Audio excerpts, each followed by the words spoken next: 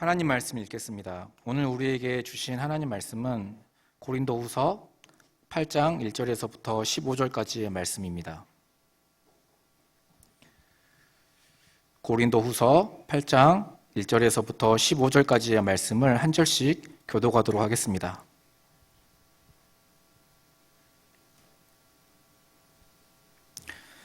형제들아, 하나님께서 마게도냐 교회들에게 주신 은혜를 우리가 너희에게 알리노니 환난의 많은 시련 가운데서 그들의 넘치는 기쁨과 극심한 가난이 그들의 풍성한 연보를 넘치도록 하게 하였느니라. 내가 증언하노니 그들이 힘대로 할 뿐 아니라 힘에 지나도록 자원하여 이 은혜와 성도 섬기는 일에 참여함에 대하여 우리에게 간절히 구하니 우리가 바라던 것뿐 아니라 그들이 먼저 자신을 주께 드리고 또 하나님의 뜻을 따라 우리에게 주었도다. 그러므로 우리가 디도를 권하여 그가 이미 너희 가운데서 시작하였은즉 이 은혜를 그대로 성취하게 하라 하였노라. 오직 너희는 믿음과 말과 지식과 모든 간절함과 우리를 사랑하는 이 모든 일에 풍성한 것 같이 이 은혜에도 풍성하게 할지니라. 내가 명령으로 하는 말이 아니요 오직 다른 이들의 간절함을 가지고 너희의 사랑의 진실함을 증명하고자 함이로라. 우리 주 예수 그리스도의 은혜를 너희가 알거니와 부요하신 이로써 너희를 위하여 가난하게 되심은 그의 가난함으로 말미암아 너희를 부요하게 하려 하심이라. 이 일에 관하여 나의 뜻을 알리노니 이 일은 너희에게 유익함이라. 너희가 1년 전에 행하기를 먼저 시작할 뿐 아니라 원하기도 하였은즉 이제는 하던 일을 성취할지니 마음에 원하던 것과 같이 완성하되 있는 대로 하라. 할 마음만 있으면 있는 대로 받으실 터이요 없는 것은 받지 아니하시리라. 이는 다른 사람들은 평안하게 하고 너희는 공고하게 하려는 것이 아니요 균등하게 하려 함이니 이제 너희의 넉넉한 것으로 그들의 부족한 것을 보충함은 후에 그들의 넉넉한 것으로 너희의 부족한 것을 보충하여 균등하게 하려 함이라. 함께 읽겠습니다. 기록된 것 같이 많이 거둔 자도 남지 아니하였고 적게 거둔 자도 모자라지 아니하였느니라. 아멘. 시간 은혜의 나눔으로 이루어라 라는 제목으로 담임 목사님께서 말씀 전하실 때 귀한 은혜 받으시기 바랍니다. 네, 할렐루야. 오늘 시온 찬양대에서 이렇게 3월의 주제인 위로에 맞게 또 정말 하나님의 그 천상의 찬양으로 하나님께 드린 천상의 찬양으로 또 우리의 그 마음까지 위로받게 하시니 감사합니다. 우리 주님은 치료의 주님, 용서의 주님, 또 생명의 주님이신데 그분이 영원히 우리와 함께 하시기 때문에 그것이 이 어려운 코로나 상황 가운데서도 우리에게 큰 위로가 됨을 믿습니다. 사도 바울은 이 고린도 후서를 통해서 그가 얼마나 고린도 교회 성도들로부터 위로를 받았는지 근심 대신 그가 위로의 마음을 덧입게 된 것을 서두에 밝히고 있습니다. 그러나 이 고린도후서 13장에 걸친 대부분의 내용은 사도 바울이 정말 진실하게 이 고린도 교회 성도들에게 자신의 이 속마음을 이렇게 털어놓는 그러한 내용입니다. 그리고 그것을 가리켜 사도권 변호라고 합니다. 자신이 거짓 선지자들로 인해서 굉장히 많은 비방을 받았고 자신이 사랑하는 고린도 교회 성도들도 많이 미혹됐거든요. 그런데 몇 차례의 방문과 또 눈물의 편지를 통해서 이제 어느 정도 수습이 됐습니다만 그때까지는 좀 단호한 권징과 치리로 다스렸기 때문에 수습은 되었습니다. 그러나 그 속에 있는 자신의 그 마음을 정말 솔직하게 털어놓음으로 자신의 환난과 핍박 가운데서도 지극히 작은 자를 하나님의 은혜로 이렇게 사도로 세우신 것에 대해서 그는 길게 기록을 하고 있습니다. 그런 가운데 이 8장, 9장에서는 좀 뜬금없이 이 헌금에 대한, 즉 연보에 대한 말씀이 길게 소개되어 있는데요. 이것은 이 바울의 사도권 변호와 밀접하게 관련이 되어 있습니다. 왜냐하면 이 고린도 교회 성도들이 굉장히 하나님의 은혜를 받고 예루살렘 교회를 돕기로 작정을 했거든요. 사도 바울을 통해서 예루살렘 교회에 구제헌금을 전달하겠다라고 분명히 뜻을 밝혔는데 그러한 일련의 이러한 문제들, 어려움들을 통해서 그것이 실천이 잘 되지 않았습니다. 그러니까 사도 바울이 그런 진실한 자기의 속마음을 털어놓은 이후에 고린도 교회에게 물론 지난 주에는 근심 없는 용서함으로 위로하라라는 메시지를 전했다라면 이번에는 하나님의 그 은혜를 나눔으로 서로 위로하라라는 메시지를 전하고 있습니다. 여러분, 이 8장 9장에 자주 등장하는 말이 은혜입니다. 우리 숭익교회 이 중창단이 카리스이죠. 이 카리스라는 말이 바로 은혜인데요. 이 연보를 우리가 흘려보낼 수 있는 것, 즉 헌금할 수 있는 것은 하나님의 은혜를 받은 표현입니다.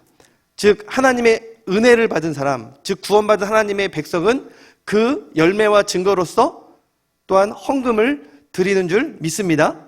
아멘. 그런데 사도 바울이 이 원리를 이 출애굽기 말씀 가운데 있는 즉 광야에서 하늘에서 떨어지는 만나를 통해 하나님이 이스라엘 백성들을 이렇게 만나의 경제를 실현하는 이 균등하게 하는 그러한 원리에서부터 이 연보를 하라는 권면을 지금 끌어내고 있습니다. 무슨 말이냐면 이 8장 15절에 그 말씀을 그대로 인용하면서 이 많이 거둔 자도 남음이 없고 또 적게 거둔 자도 모자람이 없게 하려 함이라 라는 이 말을 기록된 바 인용하면서 지금 이 연보에 대한 말씀을 전개하고 있다는 것이죠. 이것은 무슨 말이냐면 하나님이 오순절 성령 강림 사건을 통해서 120명의 이 문도들에게 강력한 성령의 임재 가운데 하나님의 은혜를 경험하게 하셨습니다. 즉 하나님의 그 구원의 증표로 성령을 주셨고 그 성령의 열매로서 교회가 세워지는 거예요. 그 첫 교회가 바로 예루살렘 교회였습니다. 근데 이 예루살렘 교회가 하나님의 은혜로 세워지고 서로 예배하고 교제하고 봉사하고 이러한 은혜가 성도들의 삶 가운데 신앙생활 속에서 나타나게 된 것이었습니다. 그런데 그것이 이 예루살렘 교회에만 머물지 않고 인간의 뜻과 달리 사실 예루살렘 교회는 이 예루살렘 중심으로만 부흥을 하려고 했는데 이 스데반 이 핍박 사건을 통해서 순교를 통해서 이제 이 예루살렘 교회가 흩어져 다른 이방 나라에도 교회를 세우게 되었습니다. 그것은 하나님께 받은 은혜가 구원받은 백성들끼리의 예배와 교제, 봉사뿐만 아니라 이제 복음 전파로 나타나게 된 것이죠. 그리고 그 복음 전파로 세워진 이방인 교회 가운데 마게도냐 교회와 또한 이 고린도 교회가 있었습니다. 그리고 그 이방 교회는 또 하나님께 이방인임에도 불구하고 하나님께서 그들에게 은혜를 주셨잖아요. 그 은혜를 어떻게 표현하고 있습니까? 저 예루살렘 교회의 극심한 가뭄으로 인한 가난을 돕는 구제 헌금을 통해서 하나님께 받은 그 은혜가 이방인 교회에서 다시 예루살렘 교회로 흘러가고 있습니다. 그리고 예루살렘 교회는 그들이 전한 복음으로 말미암아 세워진 이방인 교회에서 그들을 향해 도와준 그 연보로 인해서 구제 헌금으로 인해서 너무나도 감사하며 감격하여 하나님께 영광을 올리게 되었습니다. 할렐루야. 이러한 것이 이 은혜가 순환하고 유통하는 흘러가는 이 모습이 바로 이사야 선지자가 55장 10절에서 말씀하는 그 원리가, 자연의 원리가 영적으로도 실현되는 모습입니다. 하늘에서 떨어지는 이 비와 눈이 그냥 흘러가지 아니하고 어떻게 흘러가요? 땅을 적시며 소출을 내어서 파종하는 자에게는 그 싹과 열매가 이제 종자로, 그리고 먹는 자에게는 먹을 양식으로 돌아가면서 그들이 하나님께 다시 감사하며 영광을 올려드리는 그 영적인 원리가 교회를 통해서, 하나님의 은혜를 받은 교회를 통해서 유통돼야 함을 사도 바울은 말씀하고 있는 것입니다. 그러므로 사랑하는 성도 여러분, 우리는 한국교회가 하나님의 그 은혜를 어떻게 흘려보내며 유통하고 있는지를 들여다보면 하나님의 그 은혜가 우리 가운데 충만한지 아니면 그냥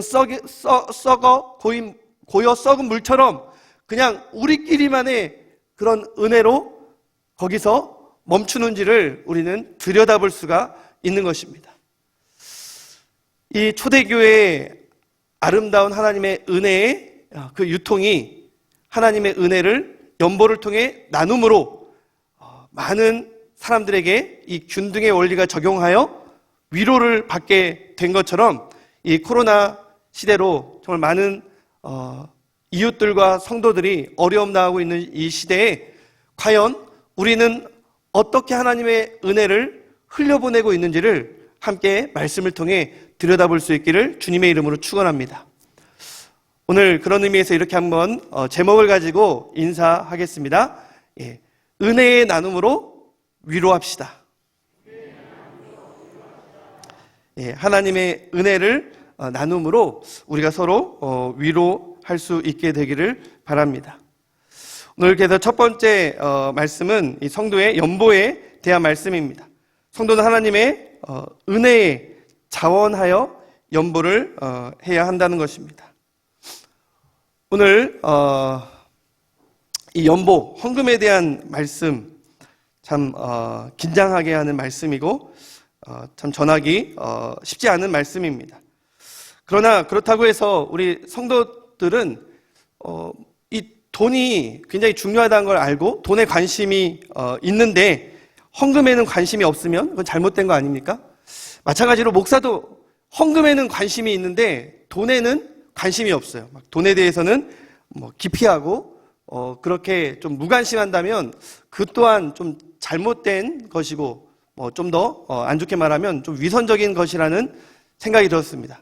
예전에는 이 돈은 좀 세속적인 거 이렇게 해서 별로 이 뭐 투자나 뭐 이 돈의 흐름 뭐 이런 것에 대해서는 전혀 관심을 갖지 않았는데 제가 이 설교를 준비하면서 야, 이 돈이란 과연 무엇일까? 예, 왜 이렇게 교회마저도 이 재정이라는 것이 필요한 것이고 이 또 사도 바울도 또 성경 전체에 이렇게 헌금에 대해서 예물에 대해서 강조를 하는 것일까라는 그런 좀 원론적인 질문을 던지게 되었습니다. 그래서 제가 이제 유튜브나 이제 책을 통해서 이제 밀리의 서재 가운데 좀 돈에 관련된 이런 것들을 한번 좀 접근을 의도적으로 해보았습니다. 요즘에 이렇게 가장 인기 있는 사람이 이 존리라는 분이더라고요. 그분을 통해서 많은 투자 강연이 또 책과 유튜브를 통해 소개되고 있는 것을 보았습니다. 그래서 이분은 내가 소개하지 않더라도 성도들이 이미 잘 알고 있겠구나라는 생각이 들어서 또 다른 분을 제가 이제 소개하고 싶은데요. 왜냐하면 이분의 이 돈에 대한 속성을 이렇게 많은 사람들에게 알리는 그러한 모습이 마치 사도 바울이 고린도 교회와 우리를 향해서 이 연보에 대해서 이 돈에 대해서 접근하는 그 관점하고 너무 비슷하기 때문입니다. 이 김승호 회장은 이 바닥부터 쳐서 7번 미국으로 건너가 사업 실패하고 지금은 세계 최대의 이 도시락 회사를 경영하는 CEO입니다. 뭐 굉장히 자산이 지금은 뭐 많다고 하는데요. 뭐 그런 개인적인 것은 차치하고라도 이분이 책을 통해서 이 돈의 속성 굉장히 좀 의문이 들지 않습니까? 과연 돈의 속성이 무엇일까 궁금증을 자아냅니다. 그래서 제가 유튜브도 좀 듣고 이게 책을 좀 접해 보았더니 이 5가지 속성 가운데 뭐 돈의 뭐 중력성이나 아니면 일정한 규칙적인 수입의 힘, 뭐 그것은 일반적인 원리라 치더라도 이 나머지 3가지가 이 사도 바울의 이 겉면의 메시지와 일맥상통하는 것을 제가 깨닫게 되었어요. 그것이 뭐냐면 돈은 인격체라는 것입니다. 그리고 이 돈에는 다양한 성품이 있다라는 거예요. 그리고 이 돈을 소중히 여기는 것만큼 남의 돈을 대하는 태도가 어떠해야 되는지를 그렇게 소개를 하는데 굉장히 성경적이다라는 생각이 들었습니다. 그래서 이 돈이라는 것은 너무 사랑해서 지나치게 집착해도 안 되지만 품고 안을 때는 그래야 되는 것처럼 또 이렇게 가고 싶을 때는 이 돈을 또 흘려보내고 떠나보내야 된다라고 말합니다. 그러나 절대 해서는 안 되는 것은 이 돈은 인격체이기 때문에 함부로 대하거나 무시하면 안 된다는 거예요. 그러니까 돈을 대하는 것만큼 돈도 나를 대한다는 거예요. 이것은 사도 바울이 지금 이 인격적인 하나님의 그러한 만져주심, 즉 하나님의 그 은혜를 받고 구원받은 성도들이 이 돈, 물질, 이 연보를 어떻게 대해야 함을 접근하는 것과 너무나도 비슷합니다. 여러분, 연보라는 것은요, 이 11조가 하나님의 백성들의 책임, 의무, 이러한 측면에서 접근을 하는 것이라면 연보는 그 다른 각도에서 접근을 하고 있습니다. 그것은 바로 자발성, 자원하는 마음에서 비롯된 것이죠. 그러니까 이 연보라는 뜻 자체가 은혜를 받은 사람의 이 관대함이 어떻게 나타나는가, 은혜를 받은 사람의 관대한 반응이 바로 연보입니다. 연보라는 걸 통해서 사람들을 어떻게 자기가 가지고 있는 물질로, 돈으로 대하는가, 교회를 어떻게 대하는가, 하나님을 어떻게 대하는가, 이 모든 것이 다 이 연보에 담겨 있다라는 것입니다. 사도 바울은 그러면서 이 연보에 대해서 굉장히 중요한 원리를 끄집어내고 있습니다. 그것은 바로 이 기독교, 우리들에게 가장 중요한 핵심 교리입니다. 그것이 무엇입니까? 바로 예수 그리스도의 십자가의 죽음이라는 것이죠. 이제 고난주간이 일주일 앞으로 다가왔는데요. 이 9절 말씀을 우리 같이 한번 읽어볼까요? 이 9절 말씀입니다. 시작. 우리 주 예수 그리스도의 은혜를 너희가 알거니와 부요하신 이로써 너희를 위하여 가난하게 되심은 그의 가난함으로 말미암아 너희를 부요하게 하려 하심이라. 무슨 말입니까? 예수님께서 모든 것을 다 가지고 계신 분이셨고 가장 높은 곳에 계신 분이셨고 그분은 모든 것을 하실 수 있는 분이셨는데 누구를 위하여? 우리를 위하여, 죄인을 위하여, 가난한 자를 위하여, 병든 자를 위하여 그분이 낮고 낮은 이 땅 가운데 오셔서 죽기까지 십자가에 복종하셨다는 것입니다.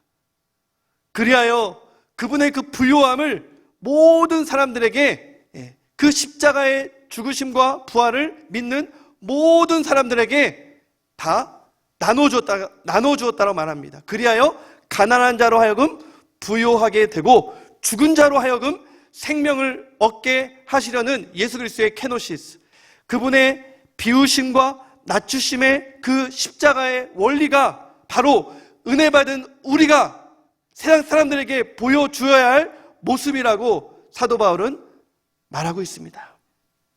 아멘이십니까? 그리하여서 사도 바울은 예수 그리스도의 그 십자가의 그 능력, 그 복음을 이방 교회에 전달할 뿐만 아니라 동시에 그 십자가의 그 원리를 실현할 사명도 갖고 있었어요. 그것은 바로 이방의 그 교회들이 가난한 예루살렘 교회를 돕게 하는 사명이었던 것이죠. 하나님의 은혜 가운데 가장 큰 구원이라는 영적인 유익을 유대인 예루살렘 교회 성도들로부터 받은 이방인 교회는 물질의 연보를 통해서 하나님의 그 은혜의 빛을 갚는 것이 마땅하다라고 서신서 곳곳에 기록을 하고 있습니다. 그리고 사도 바울은 그렇게 이방인 교회로 출발하기 전에 그 시작부터 이 베드로와 야고보에게 부탁받은 것이 있어요. 그것이 바로 사도 바울의 사명도 되었죠. 어떤 부탁입니까? 갈라디아서 2장 10절 말씀입니다. 다만 우리에게 가난한 자들을 기억하도록 부탁하였으니 그것을 바울이 거부했습니까? 기피했습니까? 아니죠. 그것은 시작부터 바울이 힘써 행하던 것이었습니다. 심지어 바울의 이 선교 마무리에 있어서는 이 사명이 바울에게 있어서는 생명보다도 더 귀했습니다. 정말로 자꾸만 어려움 당하고 있는 예루살렘 교회에, 이 이방인 교회에게 받은 그 헌금을 전달해야 되는데 여건이 잘 되지 않고 말리는 사람들도 있었어요. 그리고 이제 예루살렘에 가면 그는 유대인들에게 잡혀 죽을 수밖에 없었습니다.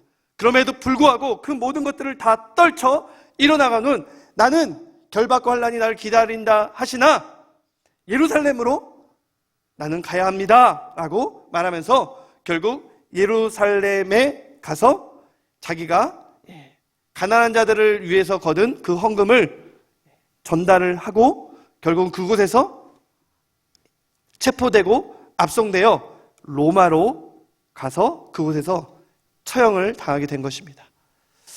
생명보다 소중했던 이 바울의 사명은 복음 전파와 더불어 가난한 성도들을 돕는 것이었습니다. 영적으로 은혜의 빛을 진 사람들이 물질을 통해, 연보를 통해 그 가난한 교회를 향해서 흘려보내게 하는 그 아름다운 사명을 자신을 통해 모두 함께 감당하게 하는 것 역시 그에게 너무나도 중요한 사명이었던 것이죠. 그렇다고 바울은 내가 그런 사명을 갖고 있기 때문에 너희들도 그렇게 하라 라고 명령하지 않았습니다. 8절에 보니까 내가 명령으로 하는 말이 아니라 오직 다른 이들의 간절함을 가지고, 예루살렘 성도들이 얼마나 절박합니까? 간절하게 그렇게 도움을 구하고 있는데 그러한 간절함을 가지고 너희의 사랑의 그 진실함을 좀 표현하고 증명할 수 있으면 좋겠다라고 말합니다. 명령은 아니라는 것이죠. 근데 그 사랑의 진실함을 증명하는 것은 그냥 얼마를 헌금했냐 이게 아닙니다. 그것은 바로 마음에 달렸다는 것이죠. 지금 이 고린도 교회는 1년 전에 마음에 감동이 돼서 구제헌금을 작정했어요. 그렇게 연보하겠다라고 약속했습니다. 그런데 미혹하는 사람들로 인해서 교회에 어려움이 생기고 또 바울이 그런 거액의 연보를 자신의 사익을 위해서 주머니에 슬쩍한다 이런 거짓된 일들로 인해서 고린도 교회가 좀 동요했거든요. 그런데 감사하게도 그것이 이제 어느 정도 수습이 되니까 사도 바울이 다시 한번 떠올리는 것입니다. 그때 너희들이 작정했던 거, 마음으로 작정했던 것처럼 지금도 하나님께서 너희들에게 자원하는 마음을 주신다면 그 마음대로 실천하라라고 말합니다. 우리 11절 말씀 같이 한번 읽겠습니다. 시작. 이제는 하던 일을 성취할지니 마음에 원하는 것과 같이 완성하되 있는 대로 하라. 있는 대로 하라. 마음대로 하라, 있는 대로 하라. 여기서 이 헌금의 두 가지 중요한 원리가 나옵니다. 물론 11조는 좀 책임감의 측면이 있습니다. 그런데 이 구제와 선교, 장학 이런 목적을 가지고 드리는 헌금은 두 가지 중요한 원리가 자발성입니다. 자원하는 마음. 그리고 형편껏 하라는 것입니다. 현실성. 그냥 남들이 한다고 자기도 해야지 이렇게 하지 말고 자원하는 마음, 하나님이 감동 주시면 또 있는 대로 형편껏 감당을 하라는 것입니다. 고린도 교회는 많이 있었을까요? 적게 있었을까요? 고린도 교회는 부자 교회였습니다. 굉장히 이 고린도라는 도시가 이 서울과 같은 부유한 도시였기 때문에 부자 교회였는데 그럼에도 불구하고 그들은 잘 헌금하지 않았습니다. 영적으로 좀 문제가 있고 피폐해지니까 당연히 헌금도 잘 내지를 못했겠죠. 그런 교회에게 그냥 사도 바울이 억지로 지금 설득하여 짜내려고 하는 것이 아닙니다. 그러한 교회를 향해서 한 교회의 예를 들고 있습니다. 이 8장 초반절에 이 마게도니아에 있는 교회, 즉 제가 좀 전에 언급했던 이 빌립보 교회를 중심으로 한 정말 극한 가난 속에서도 하나님 앞에 기뻐하는 마음으로 풍성한 연보를 드린 이 마게도냐 교회의 모습을 예를 들어 소개하고 있습니다. 3절, 4절 그들이 어떻게 헌금을 드렸습니까? 한번 읽어주시기 바랍니다. 내가 증언하노니 그들이 힘대로 할 뿐 아니라 힘에 지나도록 자원하여 이 은혜와 성도 섬기는 일에 참여함에 대하여 우리에게 간절히 구하니. 지금 어떻게 보면 이 고린도 교회 성도들에게는 부끄러운 그런 모습입니다. 정말로 힘겹고 어려운 핍박과 가난 중에서도 이 마게도냐 교회가 힘대로 할 뿐만 아니라 힘에 지나도록 자원했다라고 합니다. 형편은 잘 되지 않는데 그럼에도 마음은 간절했다는 거예요. 그리고 그 간절한 마음을 담아 지금 이 마게도냐 교회가 무엇을 요청하고 있습니까? 고린도 교회도 제발 이 일에 함께 동참해 주었으면 좋겠다. 이건 예루살렘 교회가 요청하는 게 아니에요. 마게도냐 교회가 그렇게 자원하고 준비된 모습으로 또 그들이 어떻게 준비됐는지도 9장에 나오는데요. 그러한 예를 들면서 이것은 고린도 교회를 부끄럽게 하려는 것이 아니라 너희들도 그런 마음이 있지 않았냐? 그러한 마음을 그대로 유지하고 회복하고 함께 그 간절한 마음으로 동참하면 좋겠다라고 사도 바울은 권면하고 있는 것입니다.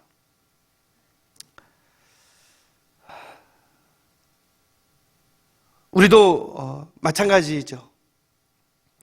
우리에게 정말 힘들고 어려운 모습이 있습니다. 또 많이 갖고 적게 갖고를 떠나서 우리 가운데 어떠한 감동이 없을 때에는 이것이 뭐 아무리 중직자의 책임이라 하더라도 뭐 11조조차 드릴 수 없게 되는 것이죠. 그런데 정말로 마음에 감동이 있다라고 하면요, 뭐 중직자 이런 거 직분 필요 없습니다. 그냥 감동이 되기 때문에 하나님께 받은 그 은혜와 그 사랑이 너무나도 감격스러워서 뭐 11조뿐만 아니라 자기 가족의 그 이름으로 굉장히 이런 많은 연보를 하는 그런 성도들을 보게 됩니다. 정말로 은혜로운 모습이죠. 사도 바울은 그런 이 마음으로 한다라는 것이 얼마나 중요한지를 좀 더 구체적으로 소개하고 있습니다. 그래서 이 9장 7절 말씀, 우리가 이 마음으로 드린다라는 것이 어떤 건지를, 그리고 마음으로 드릴 때 하나님이 어떻게 반응하는지를 우리가 함께 좀 살펴보면 좋겠습니다. 같이 한번 읽어볼까요? 각각 시작. 각각 그 마음에 정한 대로 할 것이요 인색함으로나 억지로 하지 말지니 하나님은 즐겨내는 자를 사랑하시느니라. 아멘. 여러분, 내가 뭐 장로니까, 내가 뭐 중직자니까, 내가 뭐 1월 첫째 주에 11조 내겠다고 또 그렇게 좀 서약했으니까, 이런 것들이 다 우리의 어떤 동기가 될 수 있습니다. 그러나 적어도 우리가 구제헌금이나 선교 헌금은 즐겨내는 마음이 있어야 된다는 것이죠. 어떠한 억지나 인색함이 아니라 하나님께서 우리에게 감동을 주실 때 그 마음으로 우리가 즐겨낼 때 하나님께서 그 즐겨내는 자를 어떻게 해주신다고요? 좀 전에 읽었잖아요. 사랑하신다고요. 하나님께서는 즐겨내는 자를 사랑하시는 줄 믿습니다. 하나님의 사랑을 입은 자가 어떻게 되겠습니까? 더욱더 넉넉하게 베풀고 꾸어줄 수 있도록 하나님께서 축복해 주시지 않을까요? 모든 것을 가지신 하나님께서 나 지금 무언가가 필요해 라고 우리에게 지금 요청하시는 것이 아닙니다. 하나님께서는 즐겨내는 자의 그 마음을 복주시기 위해서 우리가 정말 하나님 앞에 자원하는 그러한 심령을 회복하여 어려운 성도들, 어려운 이웃들, 선교사님들, 목회자들을 마음껏 돕기를 원하고 계십니다. 그래서 8장 12절 말씀도 함께 읽겠습니다. 이 마음이 얼마나 중요한지를 말하고 있는데요. 시작. 할 마음만 있으면 있는 대로 받으실 터이요 없는 것은 받지 아니하시리라. 여기서 있는 대로 받고 없는 것은 받지 않는다라는 말이 마음을 받는다는 건지 물질을 받는다는 건지 명확하지가 않습니다. 중요한 것은 마음과 물질이 여기서 하나로 소개되어 있다는 것입니다. 우리의 마음만 있으면 그 마음이 어떠하든지 또 액수가 얼마든지 있는 대로 하나님께서는 받으시겠지만 마음이 없다면 좋아, 안 받을 거야. 그 마음이 정한 대로 액수가 얼마든지 상관없이 하나님은 받지 않는다는 거예요. 물질은 많은데 마음이 없으면 그 물질을 드릴 수 있겠습니까? 또 물질은 없지만 마음이 있다라고 한다면 그 물질은 반드시 흘러가게 되어 있습니다. 이 마음과 물질을 하나로 보고 사도 바울은 헌금의 원리를 소개하고 있는 것이죠.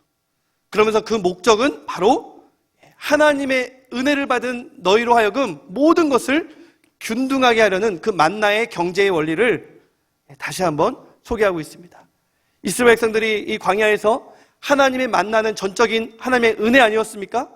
그런데 처음에 그들은 그 만나가 소진될까 봐 욕심대로 더 많이 거두어 드렸습니다. 한 오멜만 거두라고 했는데 예외는 안식일 전날 한 번뿐인데 사람들이 더 많이 거두게 되었을 때 어떤 일이 일어났습니까? 그 다음날 아침에 그냥 썩어 먹지 못하게 되었어요. 하나님께서 우리에게 허락하시는 하늘의 유통기한은 바로 하루밖에 안 된다는 것입니다. 우리는 일용할 양식에 감사하며 내일 먹을 양식이 없다 할지라도 하나님을 신뢰한 자에게 내일 하나님께서 또다시 하나님의 은혜를 공급해 주실 것을 믿으신다면, 우리가 신뢰한다면 우리가 지금 쓰고 또 남는 것이 있다고 할 때 그 남는 것을 필요로 한 자들에게 우리는 흘려보낼 수가 있을 것입니다. 그런 균등의 원리가 바로 성도들의 신앙생활 가운데 연보를 통해 나타난다고 말하고 있습니다. 그러면 우리의 삶에는 이러한 균등의 원리가 이 만나의 경제를 실현하는 그러한 모습이 수익교회 가운데 나타났나요? 충분히 나타났습니다. 지난 1년을 얼마나 힘겹게 지냈습니까? 2020년 이 코로나로 인해서 정말로 1차, 2차, 3차 세 번의 위기를 겪으면서 많은 어려움이 있었습니다. 그러나 그 어려움을 좀 이겨낸 교회의 공통점은 성도들의 이 공동체성이 강하다는 것입니다.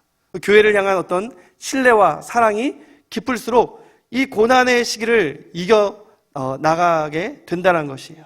연말에 예결산 위원회가 우리 당원들과 또 함께 모여서 이 한 해기를 결산하고 또 다른 해기를 우리가 예산을 세울 때 정말로 이 놀라운 결과를 보고 우리가 하나님께 영광의 박수를 돌리지 않을 수 없었습니다.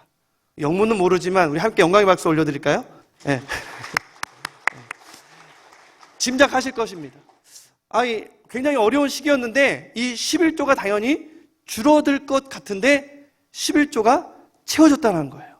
아멘. 그리고 감사원금은 오히려 한 6천만 원 정도 더 많이 나오는 놀라운 기적, 감사하는 기적을 만들어낸다고 하는데 그런 기적을 경험하게 된 것입니다. 제가 매 주일 이 헌금 명단을 보면서 늘 기도를 드리거든요. 하나님께서 드린 이 손길을 축복해달라고. 그런 가운데 이 한 해 동안 좀 놀라운 일이 있었습니다. 물론 참 우리 권사님, 장로님, 참 우리 집사님 힘드신가 보다 이제 이런 것들도 좀 드러나지만 정말로 놀라운 것은 그동안 이 11조 또 헌금 이런 연보에 동참하지 않았던 분들이 오히려 온라인으로 함께 동참을 하더라는 것입니다. 서로 균등하게 되는 원리가 실현될 수 있었던 것이 무엇 때문이었을까요? 그것은 바로 이 어려운 시기에 그래 나도 힘들지만 나보다 더 어려운 사람들 교회를 통해 도와야지, 교회도 힘들 텐데 이러한 마음을 가지고 정말로 교회에 나온 지 얼마 되지 않은 분들도 11조를 내고 평소에 11조를 잘 못 드리던 분들도 오히려 많이 11조에 조금씩 동참하다 보니까 이러한 놀라운 은혜와 기적을 경험하게 된 것입니다. 할렐루야. 사랑하는 우리 수익교회 성도님들에게 심는 대로 거두게 하시는 하나님의 은총이 더욱더 충만하게 되기를 주님의 이름으로 축원합니다. 두 번째로, 이제 첫 번째는 성도가 어떻게 연보를 드리는가에 대한 말씀이라면, 두 번째는 교회가 어떻게 그 성도들의 연보를 흘려보내는가, 집행하는가에 대한 말씀입니다. 교회는 하나님의 그 은혜를 나누며 사람들을, 성도와 이웃들을 위로해야 된다는 것입니다. 그래서 교회는 이 하나님의 연보를 하나님이 기뻐하시는 모습으로 사용해야 되는데, 그 기뻐하시는 모습은 무슨 일이겠습니까? 착한 일이죠. 좋은 일에 이 성도들이 연보한 그 귀한 헌금을 사용해야 된다는 것입니다. 9장 8절 9절 말씀을 한번 읽어주시기 바랍니다. 하나님이 능히 모든 은혜를 너희에게 넘치게 하시나니 이는 너희로 모든 일에 항상 모든 것이 넉넉하여 모든 착한 일을 넘치게 하려 하심이라. 기록된 바 그가 흩어 가난한 자들에게 주었으니 그의 의가 영원토록 있느니라 함과 같으니라. 아멘. 하나님께서 이 교회에 충만한 그 하나님의 은혜가 또 풍성한 연보를 통해 나타나게 하시는데, 또 그러한 교회는 또 어떠한 일을 넉넉하게 감당한다고 합니까? 착한 일을 넉넉하게 감당한다고 합니다. 그리고 그 착한 일이 어떤 것인지 이 잠언의 말씀을 인용해서 흩어 가난한 자에게 구제하는 것이라고 말씀하고 있습니다. 그리고 그것은 바로 하나님이 기뻐하시는 의인데, 하나님의 구원받은 백성에게 나타나는 그 의의 그러한 모습이 영원할 것이다 라고 축복하고 있는 것이죠. 사랑하는 성도 여러분, 저는 우리 사랑하는 성도님들과 우리 승인교회가 흩어 가난한 자에게 더욱더 구제함으로 하나님이 인정하시는 그 의가 영원토록 별과 같이 빛날 수 있기를 주님의 이름으로 축원합니다. 하나님은 그러한 교회를 기뻐하신다는 거예요. 교회가 건강하냐, 또 본질적 사명을 감당하냐, 이것은 교회가 얼마만큼의 재정이 있느냐, 건물이 잘 갖춰져 있느냐, 부채가 얼마냐, 이게 아니라는 거예요. 정말로 재정이 없고 빚이 많고 건물은 상가 건물이지만 하나님이 기뻐하시는 그 목적대로 교회가 목회 철학을 가지고 그 비전을 향하여 나아가는 교회가 건강하고 아름다운 교회인 줄 믿습니다. 우리 수익교회는 어떤 교회일까요? 우리 수익교회는 일단 그 비전 자체를 하나님의 영광을 위하여 나눔과 섬김의 선교적 교회라는 그런 기치를 들었습니다. 이러한 방향으로 나아가기 위해서 방향 전환만 하는데 시간이 걸렸고, 지금도 그 방향으로 우리가 제대로 잘 나아가고 있는지는 항상 점검해 보아야 합니다. 그러나 적어도 많은 우리 수익교회를 방문하는 우리 목사님들이나 또 처음 오시는 분들이 이 감동을 1층에서부터 받는다고 해요. 그것은 커피 향기나 스파게티 냄새 때문에 그런 게 아니라, 이 기아 대책과 또 월드비전을 통해서 아동들과 결연하는 그 숫자가 한 150명 정도 되는데요. 우리 이 대형교회도 아닌 이 교회가 참 좋은 일을 많이 하고 있구나. 거기서 굉장히 우리 수익회가 좋은 점수를 받는 것 같습니다. 그리고 또 이 선교 현황판을 보시면 알겠지만 40여 개의 또한 단체와 선교사님과 미자립교회를 후원하는 것도 우리 교회에 있어서는 힘에 지나도록 그것도 자원하는 마음으로 감당을 하고 있는 것이거든요. 이것은 우리 성도들이 본인의 계좌를 통해서 우리 아이들에게 3만 원씩 나가는 것이기도 하지만, 그 외에도 선교헌금을 통해서, 구제헌금을 통해서 선교적 교회가 되기 위해서, 나눔과 섬김의 그 선교적 교회를 향해 나아가기 위해서 우리 성도들이 함께 동참하고 있는 것을 보여줍니다. 우리 교회가 무언가 고민이 될 때 이것은 교회에 이익이 되느냐 아니면 손실이 되느냐, 이걸 우리가 주판 튕기듯이 따지지 않습니다. 정말로 우리가 무언가를 결정할 때 그 바로미터가 되는 기준은 이게 나눔과 섬김의 선교적 교회를 향해 나아가는 본질적인 모습이냐 아니냐 하는 것에 달려있는 것입니다. 그래서 카페를 세울 때도 그 기준 가지고 이웃을 섬기기 위해서 교회는 손해를 볼지언정 카페를 하겠습니다라고 선언하면서 우리 성도들 함께 동참하지 않았습니까? 이 코로나 때 또 적지 않은 손해도 보았습니다. 그러나 하루도 멈출 수 없었습니다. 어떤 운영자의 의지도, 아름다운 그런 의지도 있었지만 우리 당회원들도 함께 어떤 손익을 따지지 않았기 때문에, 카페위원회도 마찬가지고. 그러한 모습이 한 예로, 제가 카페를 들었지만 이제 현실적으로 11조와 감사헌금은 온라인 헌금을 통해 나온다 하지만 실제적으로 목장 모임이 없다 보니까 우리 다 그런 헌금들을 선교사님들께 또 미래자립 목회자들에게 흘려보냈거든요. 그런데 실제적으로 한 50% 정도. 그러니까 우리 파송 선교사님들에게만 겨우 보낼 수 있는 그러한 이 연보가 1년 동안 거치게 된 거예요. 그러니까 어떤 고민이 생깁니까? 우리 선교사님들 감축을 해야 되나? 우리 미래자립교회 지원하는 액수를 줄여야 되나? 이러한 고민이 생겨나는 것이죠. 그러다가 이 목장 개편을 앞두고 우리 사역훈련을 할 때 목자들에게 어떤 목장 교회로서 목장뿐만 아니라 교회이기 때문에 당연히 예배하고 교제하지만 또 우리는 당연히 선교하고 구제에도 이 목장을 통해서 이제 실천해야 함을, 그 이상적인 모습이 이제 우리의 실천함으로 다음에 개편될 때는 그렇게 감당해 나가면 좋겠다라는 마음의 소망을 나누었습니다. 이 선교적 교회를 향해 나아가기 위해서 코로나 기간 가운데서도 우리 성도들 얼마나 애쓰셨습니까? 절기 때만 되면 부활절, 맥주감사절, 또 추수감사절, 성탄절, 우리 소상공인, 취약계층, 자영업자들 힘써 도우셨죠. 또 의료인들, 또 월세 대납 운동을 통해서 또 우리 목회자들을 많이 도왔습니다. 선교사님들 많이 도왔습니다. 참 지칠만도 한데 우리 성도님들이 그러한 선교적 교회를 향해 나아가는 그 비전에 함께 동참하기 위해서 사실 이 매칭을 해서 이제 기도뿐만 아니라 물질까지 흘려보냅시다 하면 누군가가 책상 딱 치고 목사님 왜 우리들은 생각 안 하는 거예요. 그렇게 말할 수도 있거든요.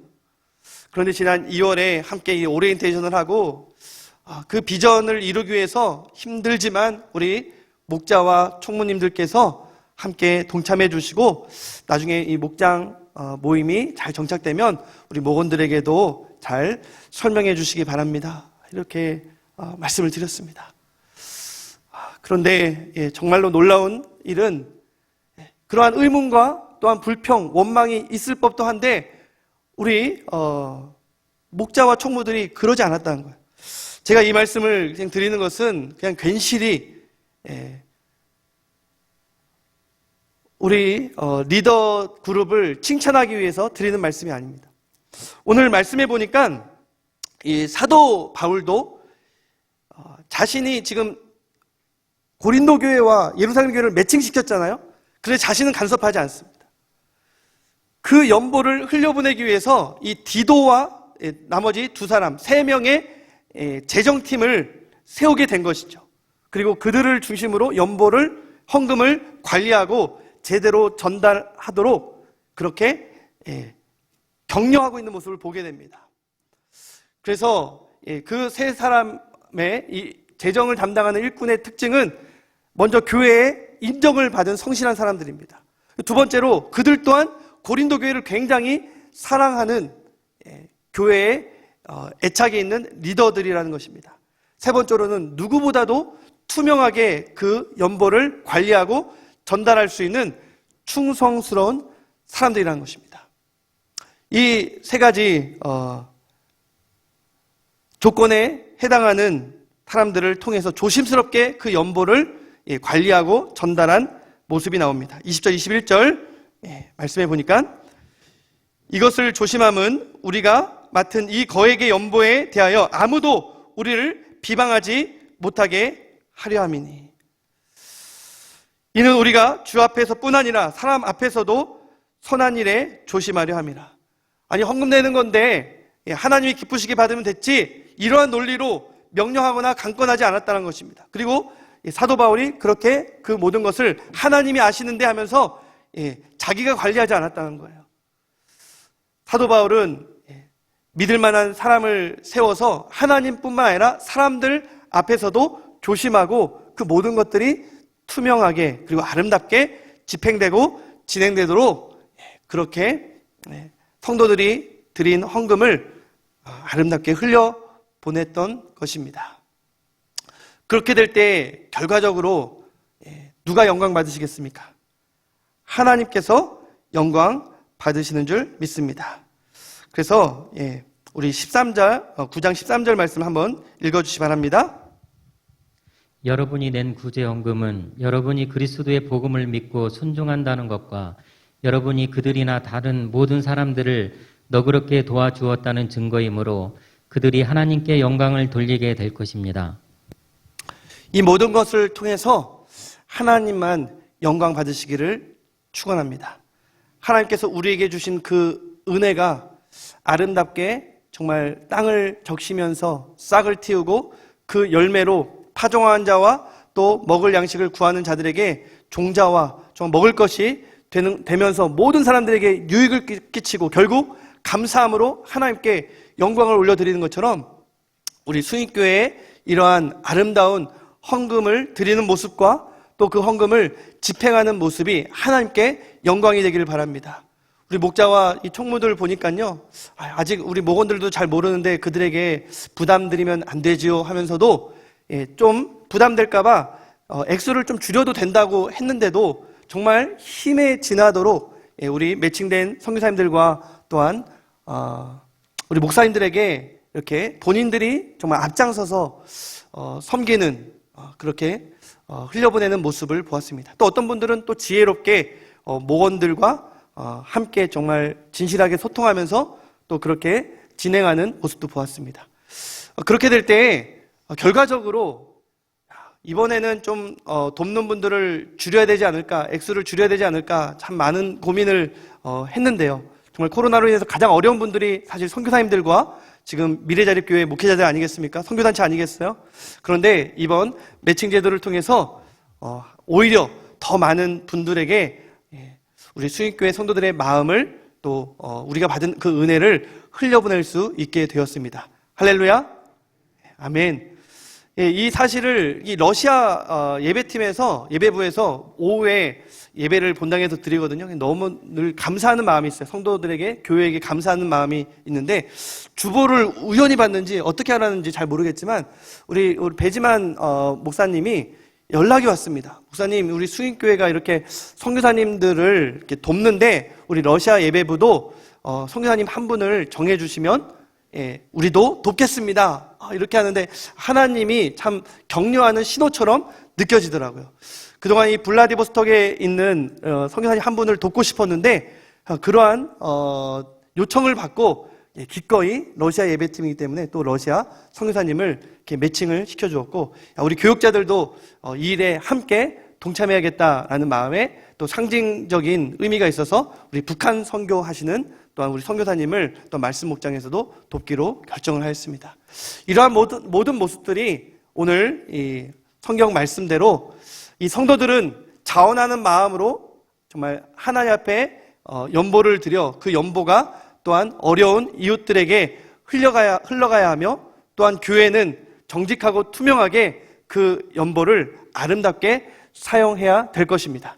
그렇게 될 때에 정말 하나님께서 우리에게 주시는 그 은혜와 기쁨은 더욱더 크게 될 것이며 하나님께서 영광 받으실 줄 믿습니다. 이 코로나 시기에 모두 어렵지만 정말 하나님이 주시는 무한한 기쁨과 축복이 여러분들에게 충만하며 하나님께 영광 올려드리시는 우리 사랑하는 성도님들 되시기를 주님의 이름으로 축원합니다. 아멘.